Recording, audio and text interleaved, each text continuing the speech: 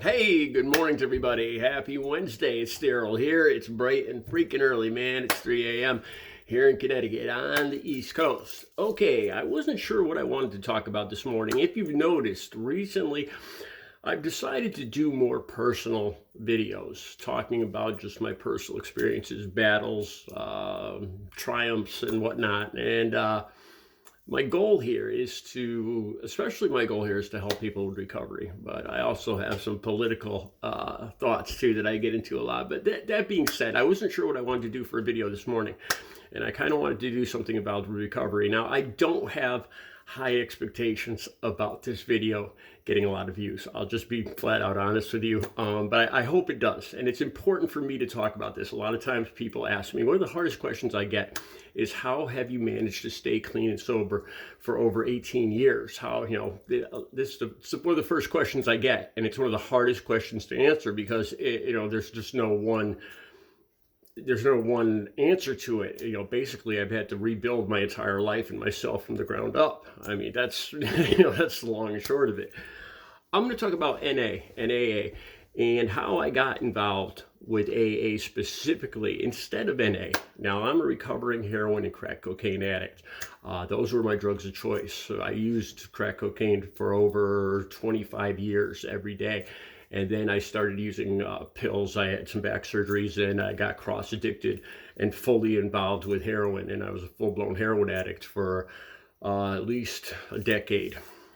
I've been clean and sober since October 23rd of 2006. And I owe this in a great part of this I owe to methadone maintenance, medically assisted treatment, and methadone maintenance. I was going to the clinic. I'm still involved with the clinic, as a matter of fact, in ways I do some artwork and stuff.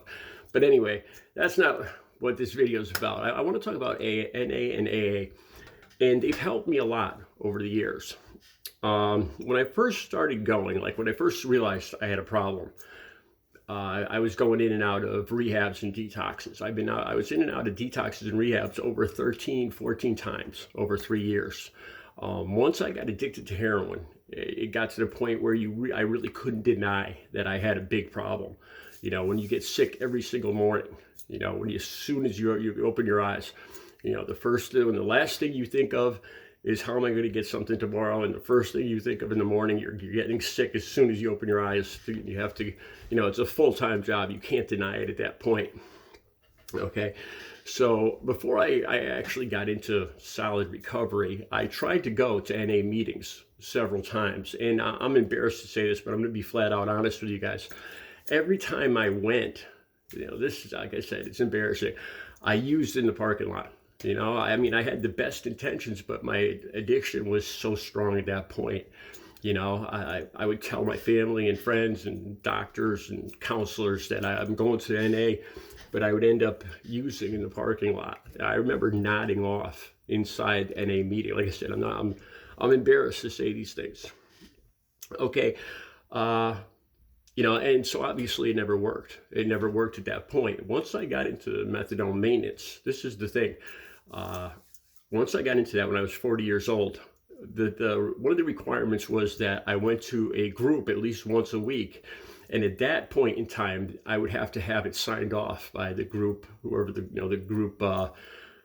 whoever was leading the group at that time would have to sign off on a piece of paper, and I'd have to that was part of the requirements of the methadone maintenance program. They had a lot of requirements, a weekly urine, a weekly meeting with a counselor. I'd have to go to a weekly meeting outside, like I said, NA or AA, and a lot of that is what that program is what actually worked for me. So I had to pick a group to go to. Now there's AA and NA. And this is why I picked AA.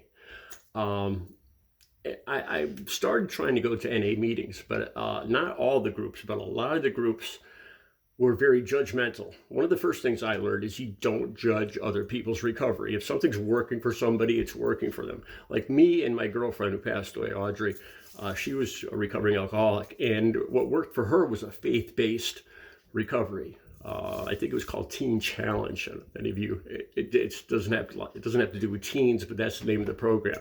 It's a faith-based recovery, And that was her recovery. And she didn't really believe in the 12-step program. That was my recovery. So but one worked for her and one worked for me, and that's good enough.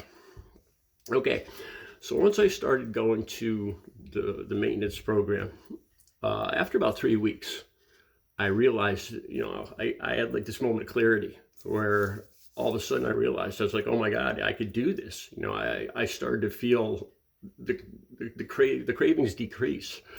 The first time in my life I actually felt normal. So, like I said, I started going to NA meetings, and a lot of them were very judgmental about the whole methadone, Suboxone, and medically assisted treatment. About that, a lot of them claimed that it wasn't really being clean. So a lot of them, unfortunately, kind of judged me and looked at me like I really wasn't clean. Some of the groups wouldn't even give me a chip, or in NA, you get a keychain for each day, or each, the first week, the first month, the first year, you get to symbolize your recovery. In AA, it's a coin or a chip you get. And, so I couldn't, I tried AA, and it seemed a lot more open-minded. I got along better. It was more suitable to my personality. I started to enjoy it. When I first started going there, I really didn't tell anybody there, like why I was getting a paper signed. I had to, at the end of the meeting, I had to have it signed every week I went. And I was still kind of embarrassed, I was going to medically assisted treatment, to methadone. And so I let people believe that I was actually in parole or probation. And it was, I actually let them believe that, like, kind of stupid, instead of, letting people know the truth, even though it's nobody's business but my own. So I had people sign off on that. I'd have them sign off. And then I did that for years, and I really enjoyed the groups. I've been to hundreds of groups. It got to the point where I actually got elected to lead the group. They'd elect a different person. It was probably about a 50 to 60 or 70 person group. And I think it was about every 3 months, they'd elect a new person to lead the group, to, start the meeting, end the meeting. And it was a big group, like 50, 60, 70 people. And I got elected to lead the group. And this is one of the proudest things of my life.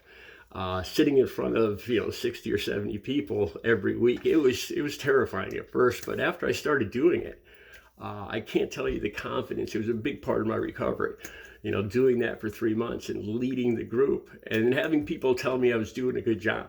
And it's already hard just to sit in front of other people, to talk in front of people, let alone at an NA group or AA group, And so that was a big part of my recovery. And I still go. After COVID and everything, a lot of the meetings went online, unfortunately. And I haven't gone back to the meetings as much as I'd like to. Like they say, I found fellowship. I found, because I had to get rid of all my friends, everybody I associated with. So it was a good way to build up some new friendships, even though that's one of the biggest things you have to worry about.